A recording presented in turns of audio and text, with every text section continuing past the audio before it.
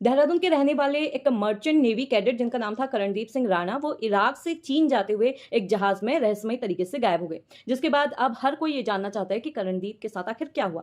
क्योंकि जब कंपनी का फोन आया करणदीप के घर पे, उन्होंने कहा कि करणदीप जहाज से फोटो खींच रहे थे, जिसके बाद उनका पांव फिसला और वो समुद्र में गिर गए। लेकिन क्या सच में ऐसा हुआ था या कहानी कुछ और है? क्योंकि करणदीप सिंह के जो परिवार वाले हैं, उन्होंने बताया कि 20 सितंबर को दिन में उनकी करणदीप से आखिरी बातचीत हुई थी और इसके बाद सीधे कंपनी का फ़ोन आया उनके घर और कंपनी ने कहा कि करणदीप जो है वो जहाज़ पर फ़ोटो खींच रहे थे और फिसल कर समुद्र में गिर गए। ये हादसा हुआ श्रीलंका के समुद्री इलाके में जब जहाज़ इराक से चीन जा रहा था। कंपनी ने ये भी बताया कि उन्होंने 4 दिन तक श्रीलंका के कोस्ट गार्ड और हेलीकॉप्टरों की मदद से सर्च ऑपरेशन भी चलाया, लेकिन करणदीप का कोई सुराग नहीं लगा। हालाँकि इसके बाद जो परिवार है उसने कंपनी पर काफ़ी आरोप लगाए हैं। परिवार वालों का कहना है कि कंपनी साफ-साफ झूठ बोल रही है।